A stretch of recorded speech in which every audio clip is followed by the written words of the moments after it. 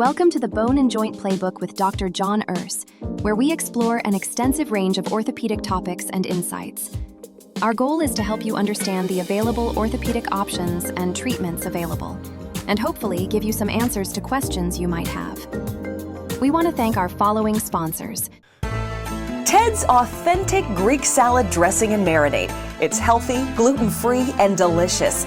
You can find Ted's in Dayton, Ohio at Dorothy Lane Markets, Health Foods Unlimited, and Dots Markets. That's Ted's Authentic Greek Dressing and Marinade. Thanks, Ted.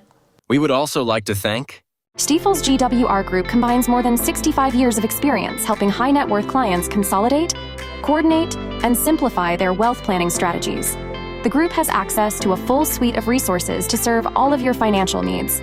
Email gwrgroup@stifel.com or call 937-353-2863 to speak to Guy, Brad, or Jeff Richardson. Stifel, Nicholas & Company, Incorporated. Dr. John Urse, we're back. We've been away for a couple months. We're back now with a new podcast. But before we start on this topic, and by the way, what is the topic for today? 3 things you should never do if you have a joint replacement. So is it possible there's 4, or is it just always 3? I think people can remember 3 things a month later. Yeah. You did a good job with whatever lecture you gave. Yeah, I remember the rule of 3s. So before we start this podcast, Alex, would you roll something for me? Let's go on the record. We have a dollar bet on the World Series tonight. You say it's going to end tonight. I say it's not going to end tonight, and the Dodgers will win. You say Blue Jays will win. Well, you asked me 4 weeks ago who was going to win the World Series on a podcast, and who did I say? I think you said the Reds. I said the Blue Jays. So, Dr. John, what do you got to say for yourself? You picked the wrong team in the World Series. and I'm here to pay my debt. Pay your for debt that. to society. And this dollar represents your monetary earnings for picking the Dodgers. I picked the Blue Jays before the series started. Yes, you And did. they were up 3-1. They were there, but they fell short. Which Well- proves you should buy your team and spend some money, and you probably will win a lot of games. Well, I promise to rub it in all year long. That's fine. Okay, so let's get to the topic at hand, because this is one of those short podcasts where we like to give information in a fast way and get you to It's it. also a holiday edition. Oh, We're my. wearing silly little hats, and it's holiday season in America, so we're going to celebrate with red stuff and funny hats. Well, I don't have a funny hat. You took my funny hat. That's okay. It looks better on me. All right, so what are the 3 things I should avoid after having a joint replacement? And by the way, Let's just what talk, jo- what let's joint talk about what joint it is, sure. Yeah. So this really applies more to hips, knees, and probably a little bit ankles. We don't do too many ankle replacements. But we're going to talk about things that could make this joint that just replaced your painful arthritis fall apart, loosen, break, or cause a problem down the road. You want these to last as long as possible. So the first thing you should not do is run or jump. Now, that doesn't mean you can't chase after a bus that you just missed. It doesn't mean you can't play doubles pickleball. Really? Okay. But it does mean if you said, I want to run and be a return marathon runner, I want to play basketball. We have one of our famous football players went back to playing pro football. He had 2 more hip surgeries in his 30s trying to run on an artificial hip. So what happens is these fake joints, which is what an artificial joint replacement is, are hopefully going to last a long, long time. What makes them not last is impact or repetitive trauma, things that would cause a jarring or a wear over time with the sometimes the bearing surface. There's a little piece of plastic between the metal sometimes in knees. There are different surfaces on hip surgeries. But we want to say, talk to 1,000 orthopedic surgeons around the world. Probably 998 would say don't run or jump. And that just means walk fast, ride a bike, play golf, swim, do a bunch of things. But running and jumping is one. Running, and so this is for the life after you have a replacement, correct? Yeah, people it's not do it. 6 months, it's not a year. People It's- do all those things. The recommendations are that you also put a caveat and say maybe the first 3 months you give these things a chance to heal and you get a little more cautious in the first 3 months. Then at the 6 to 12 month period, activities resume to more normal things that people would want to do, but those have to be tapered with common sense, which include running or jumping. Again, it may depend on whether your implant was cemented or uncemented.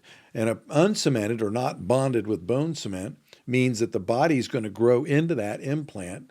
And many of the joint replacements don't require bone cement. They're machined in to fit very tight. That takes a time period to grow in. So that would be a bad time to put repetitive impact like running or jumping So at the beginning, across the joint. Certainly in the first few months of a joint replacement. And every doctor is going to tell their patient what they recommend for all these things I'm going to say today. So you may hear what I say, and your doctor goes, I wouldn't do what that guy said. Look at his funny hat. So that's the first thing.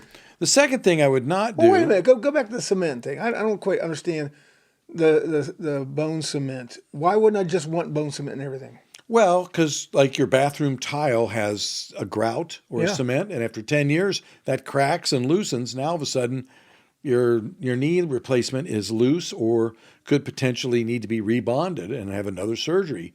A bone ingrowth implant can let your own body's bone grow into the implant where it doesn't have cement. Now that also has to do with bone quality, osteoporosis, how much you weigh, what your surgeon's preference is. He may say, I never do that because I like this. And that's something you would talk about before surgery. Today, it's just let's not go through all that trouble that the surgery had to do in the middle of your life and then jeopardize it, right? We don't ever want to have to redo something. But if someone said, especially in younger patients, I'm 40 years old, can I go back to, repetitive singles racquetball? Like, I wouldn't recommend it if I was your surgeon, but if you did it, it probably would be okay.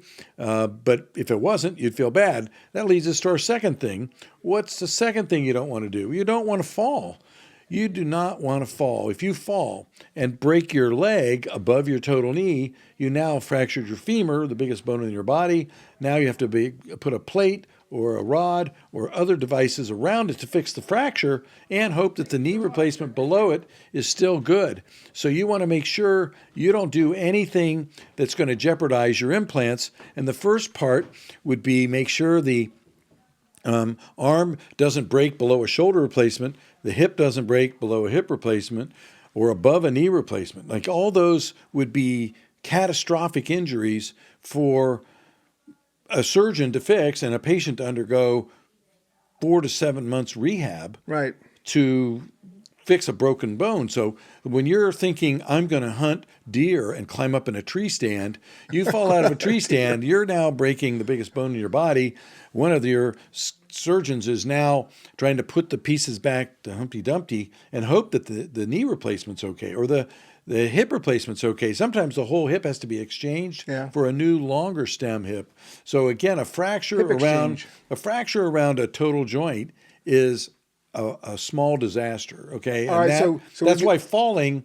If you can look at things in life to live longer, before you're 45 years old, the number one thing to not die is to wear a seatbelt. If you're over 55, the number one thing to not die or get into problems is probably not fall. I don't get on ladders anymore. Fall prevention is huge. And that takes us to our third thing that you might fall from. What was the second thing? The second thing was don't have a fall with a fracture. Falling is bad. First thing that was bad, running or jumping. Yep. Falling is bad. Okay, falling is number 2. Falling. Remember, if you fall and you break your leg above or below I fall a in joint, love? I mean, is that possible? Falling in love's fine. And again, falling on your butt when you're on a snowbank isn't going to break your knee. But falling out of a tree stand 15 feet in the air, or the third thing that I like to say is don't climb ladders and don't get on anything over a couple steps because you're jeopardizing the things we've put all this work in to get. So I don't know how many ladder safety classes you've been to. How many, Terry? I'd say 0. That's the number all my patients do. And then when they come in with a fracture and a catastrophic fracture, then it ends up being a big problem. So have some kid down the street help clean your gutters of leaves or hang your Christmas lights or whatever decorations you do. I'm just saying there are things you think you want to do, and I know you've been doing them, But our job here is to follow the old adage, may you never know what you prevent. All right, so if we're going to wrap this podcast up, because you gave us the 3 things, I wanted 4. By the way, I guess the 4th would be don't have any fun. Just No, I'd say eliminate fun. the fourth thing would be don't forget to take antibiotics for surgical procedures that are going to muck around bacteria in your mouth or in your colon or in your gallbladder because you got an artificial joint. And you want to say, I have a joint replacement in. Please give me some antibiotics during this procedure so I don't get something going to my total joint where the doctor then has to deal with it. The dentist doesn't care. Oh, hey, I don't care if you take it or not. So he's not taking care of your painful total joint. So an infected total joint is a big problem. All right, well, folks, thank you for joining us here on the Bone and Joint Playbook with Dr. John Urse.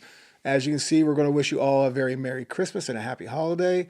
We'll be back again real soon with another episode of the Bone and Joint Playbook. Dr. Urse, thank you very much. Merry Christmas. And thank you, Terry. Thanks to Tri-Level Recordings. Thanks to our 2 sponsors, Ted's Authentic Salad Dressing, tedsdressing.com, and also Stiefel Nicholas, the GWR Group, the great financial consultants. They are. Okay, thank you very much. We'll see you again soon.